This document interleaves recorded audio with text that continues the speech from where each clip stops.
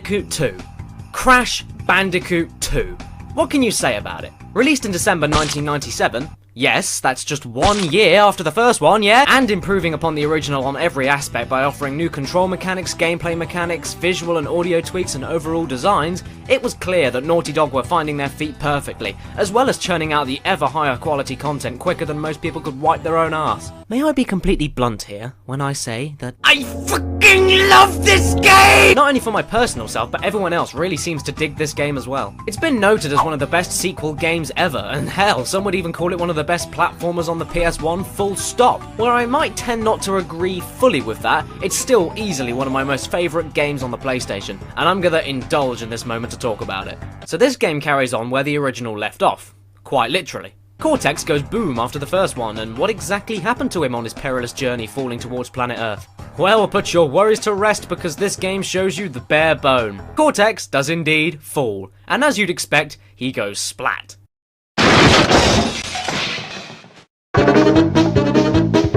No, of course not. Cortex is in fact alive, and figures out, via, I don't fucking know, that the crystals are the only thing he needs to get his revenge and destroy the Earth via a new device called the Cortex Vortex.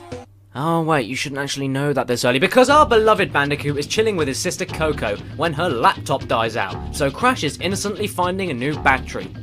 In the middle of the fucking woods. And then, out of nowhere, without warning, no, but a blinding light! Before Crash can think, he is no more. His matter escapes into the vast reaches of space. But then he awakens, alone, cold, in what can only be described as a central hub with many portals. And then he is greeted by none other than Cortex, who convinces us that the world is in danger and the only way he can save it is by teaming up with us and aiding us in grabbing crystals. And so you have no choice but to believe him. And maybe you might think that Cortex is turning a new leaf. Yet, Coco and Brio are hacking the lines as well as they try in vain to contact you and tell you that this is all a trap. And whilst Coco is trying to get you out entirely, Brio, one of the bad guys, tries convincing you to leave the crystals behind and gather gems for him to stop Cortex. Which leaves me to ask, can you really trust anyone? Well, who cares? You're a bandicoot, and like in your last outing, you must travel everywhere from the jungle to outer space and defeat some truly colourful characters as you try and figure out what the hell is going on. The forces of darkness. Obviously, going into depth about the history of this game is rather shallow, as this was, of course, only a 1 year time gap between this and the first game. Not only that, but Naughty Dog already paved the way with Crash 1, so all they had to do was build upon the foundations. So let's just talk about the game. Rocks! It had everything the first one had, but amplified. Presentation-wise, it's better. It's smoother and even more detailed than before. Environments are similar to the first, but it's on a bigger scale. There's more on the screen at one time, and there are even some new territories to explore, from the deepest of sewers to the farthest reaches of space. It has a much more fun and cartoony appeal to it as well, which can all be illustrated through the character animations, which are, again, perfectly smooth when idle and moving, but also pretty funny, with unforgettable pieces of genius such as the Crash has a gem dance, and the countless amounts of death animations.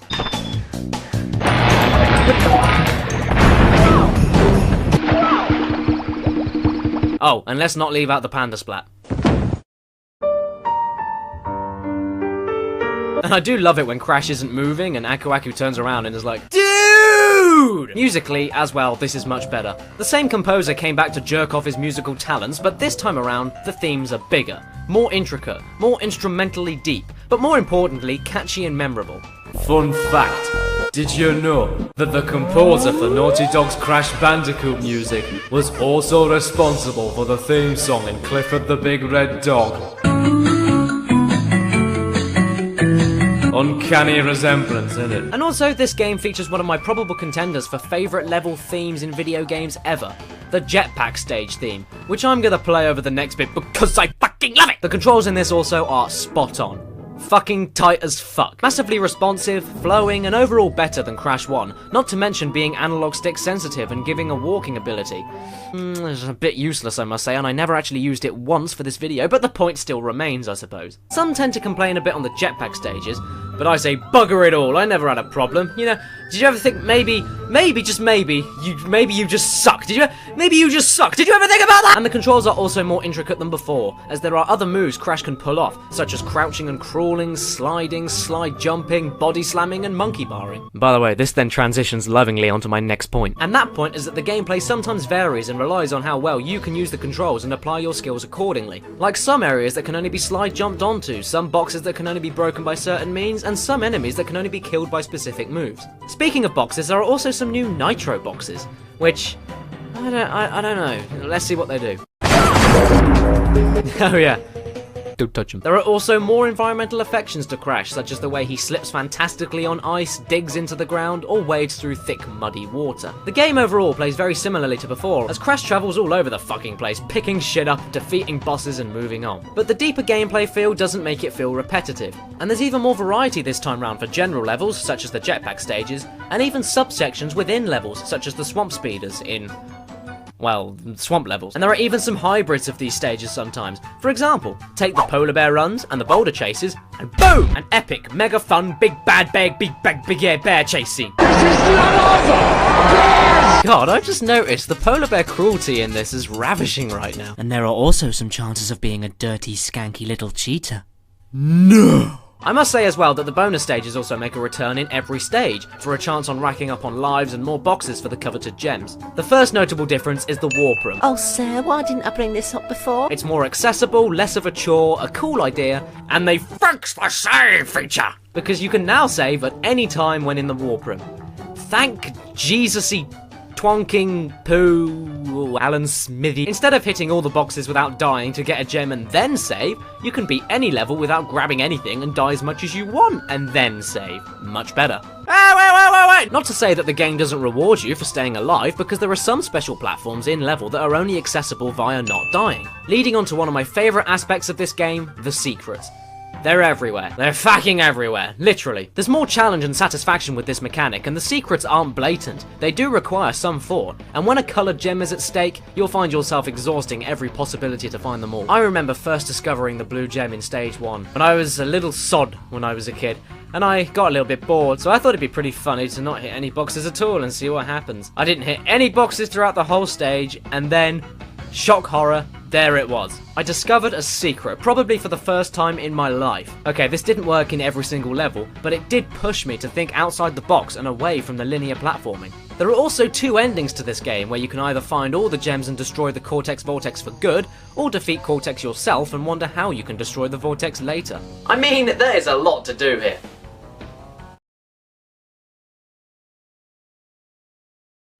Too easy! Sure, there's a bit of variety into how you defeat them, but there's no challenge in this at all. And Cortex was pathetic. It ruined the whole game for me, really. It's just the last boss, it was so poor for a final boss. It could have been so much better. Just all your hard work went to it. Just no. But does Crash Bandicoot 2 hold up today? Dumb question. This game is tits. It replaces all the frustration from Crash 1 with puzzles, secrets, and more rewarding gameplay. In terms of a leap between games in a short time span, it's unbelievable. All across the board, all through the presentation, controls, and gameplay. In terms of an innovative sequel, this is how you bloody do it. It succeeds the predecessor by a good distance, and even though it wasn't quite as big of a seller as the first one, it still made it as one of the highest selling PlayStation games of all time. Ow my fucking— And despite 1 or 2 flaws with the boss battles, and the fact that it still wasn't platform game revolutionary, I mean, it is still the same basic idea as the first one, it's still fantastic. The PlayStation bar for platforming was now set. But could Naughty Dog score a hat trick and top that with the 3rd installment? Well, I'm tight, oh wanker, I forgot to add in my theme song in my last video, oh my god. So if it's your birthday today or watching this video, happy freaking birthday to you, and don't forget to—